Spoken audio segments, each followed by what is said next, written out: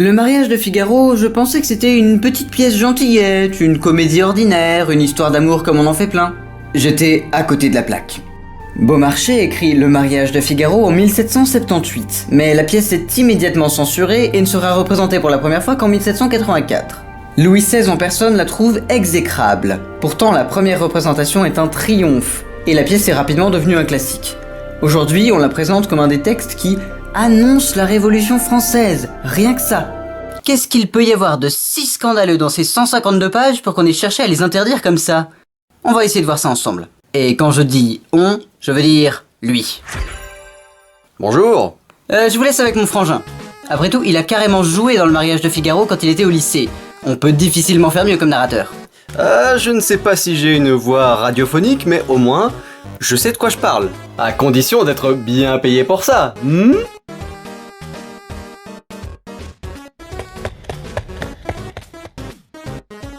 Oui, ça ressemblait à un oui.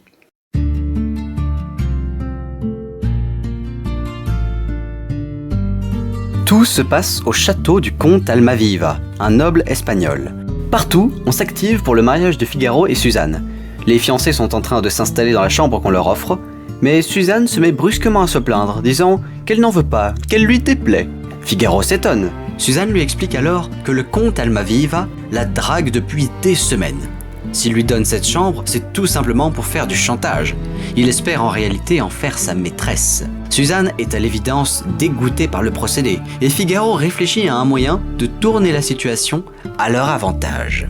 En parallèle, une vieille femme appelée Marceline cherche à faire empêcher le mariage, parce qu'elle voudrait épouser Figaro elle-même. L'idée, c'est donc de faire éclater au grand jour le chantage du comte pour qu'il fasse annuler le mariage. Par Jupiter, les mariages, c'est déjà suffisamment stressant comme ça. Imaginez en plus s'il y avait des gens qui commençaient à comploter dans votre dos par-dessus le marché. Suzanne se retrouve donc seule dans sa chambre avec Cherubino di Amore, un tout jeune homme au service du comte. Il a besoin de son aide. Le comte veut le chasser du château et il espère qu'elle voudra bien glisser un mot à la comtesse pour qu'il soit pardonné. Le comte entre dans la pièce à ce moment-là pour draguer Suzanne, comme d'habitude, et Chérubin se planque derrière un fauteuil. Puis Basile entre à son tour dans la pièce, et c'est au tour du comte de se planquer. Basile, c'est le maître à chanter de Suzanne, et aussi l'homme de main du comte. C'était d'ailleurs le personnage que je jouais au lycée quand on a fait le mariage de Figaro. Basile était simplement venu pour une commission. On comprend assez rapidement que lui et Suzanne se détestent. Basile sous-entend que Chérubin drague toutes les femmes du château, y compris la comtesse. En entendant ça, le comte surgit de sa cachette, jaloux et frustré. Mais avant qu'il ne puisse laisser libre cours à sa colère, la scène est envahie par une foule de gens du peuple, menée par Figaro et la comtesse. Le comte a fait promis d'abolir le droit de cuissage. Figaro l'encourage donc à le faire publiquement, devant la foule, pour le piéger. Pour ceux qui ne savent pas, le droit de cuissage, c'est en fait une légende. L'idée, c'est que tout seigneur aurait eu le droit de coucher avec la femme de son serviteur la première nuit de noces. Bon, en fait, ça n'a jamais existé. Mais bon, là, c'est pas grave, parce que on est dans de la fiction, et on peut bien dire ce qu'on veut. Il est un peu difficile de dire non à une foule de gens qui vous regardent avec un grand sourire. Figaro et Suzanne en font des caisses en disant « Wow, monsieur le comte, vous êtes si généreux, vous êtes si beau, vous êtes si grand, blablabla. » Le comte promet qu'il abolira officiellement le droit de cuissage. Mais plus tard.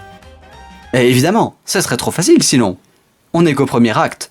Quant à Chérubin, il n'hésite pas à le renvoyer, mais Figaro lui souffle un moyen de rester au château malgré tout.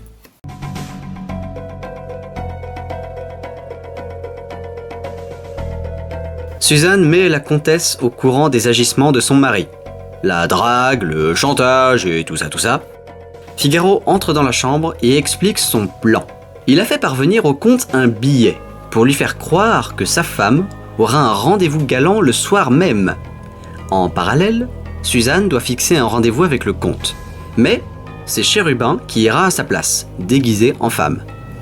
La comtesse commence à déguiser Chérubin quand soudain le comte frappe à la porte. Chérubin se réfugie dans le cabinet de toilette.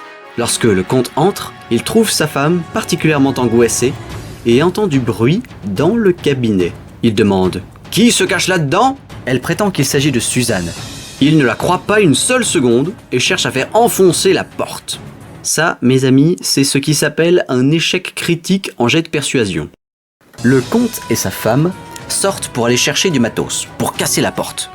Pendant qu'ils sont dehors, Suzanne échange de place avec Chérubin, qui saute par la fenêtre.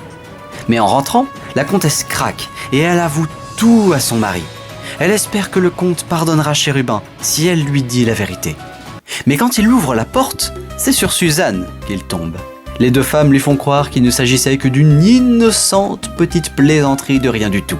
Le comte, forcé d'admettre qu'il avait tort, s'excuse platement auprès de sa femme.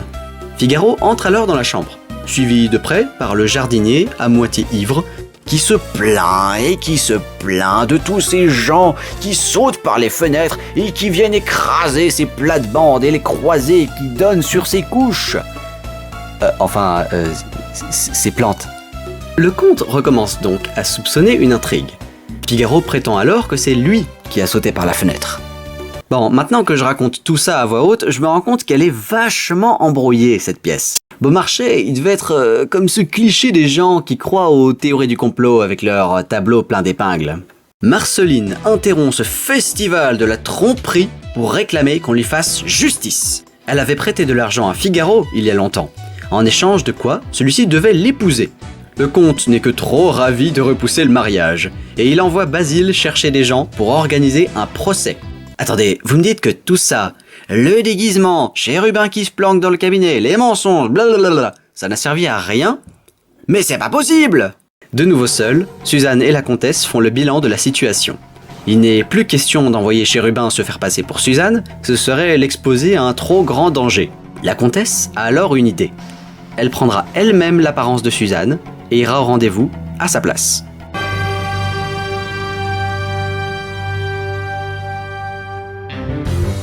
Le procès doit avoir lieu dans la salle du trône. Suzanne vient voir le comte et lui propose un rendez-vous. En échange, il doit rejeter la proposition de Marceline. Le comte manque de tomber dans le panneau, mais il surprend Suzanne et Figaro en train de discuter du procès, et il comprend alors qu'on essaye encore de le duper. Furieux, il se promet à lui-même qu'il empêchera leur mariage. Le procès débute alors. On apporte des preuves, des témoins, Figaro et les juges chipotent sur des détails, mais rien de tout ça n'a vraiment d'importance. Il n'y a en fait que l'avis du comte qui importe vraiment. À la fin, c'est lui qui tranche. Figaro est sûr de gagner pourtant, mais il se prend un parpaing métaphorique dans la gueule quand le juge le condamne à payer sa dette ou à épouser Marceline. Et avec quelle misère, on peut plus compter sur personne, pas même sur ses ennemis. Désespéré, Figaro cherche un moyen de se tirer de sa situation. Il affirme qu'on ne peut pas le marier sans l'accord de ses parents. Et comme il est enfant trouvé, ça lui permettrait de gagner du temps. Il montre alors une marque sur son bras droit, qu'on lui a fait à la naissance pour le reconnaître. Marceline comprend à ce moment-là qu'il est son fils. Ah, ouais. C'est marrant, ça me rappelle une autre pièce. Naturellement, Figaro ne peut pas épouser sa propre mère. Elle retire donc aussitôt sa demande et le procès est rompu.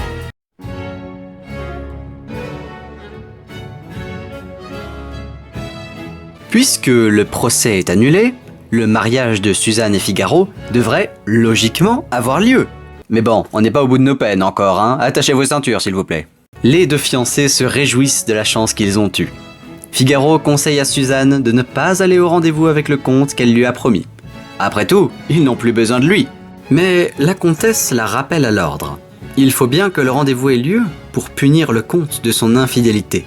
Basile entre en scène pour réclamer d'épouser Marceline. Lui et Figaro s'insultent copieusement sur 22 répliques.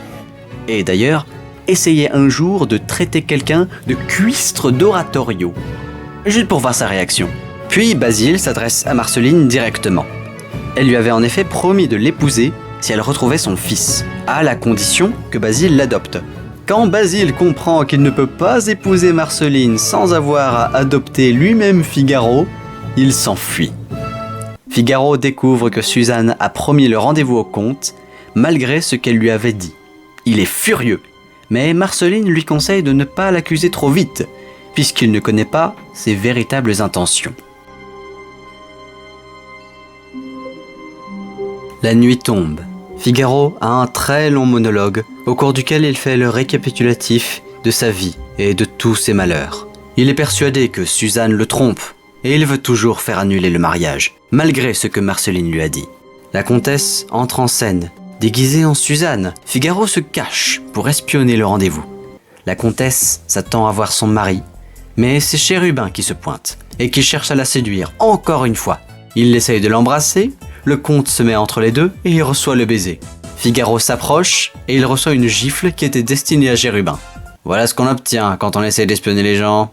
Le comte est persuadé d'être face à Suzanne. Il commence à lui faire plein de compliments dans le genre « Oh, que vous avez de jolis bras, pas comme ma chère épouse qui m'ennuie tellement !» Sans se rendre compte de l'ironie de la situation. Figaro sort de sa cachette. Il fait fuir le comte et la comtesse. La vraie Suzanne arrive alors, déguisée en comtesse.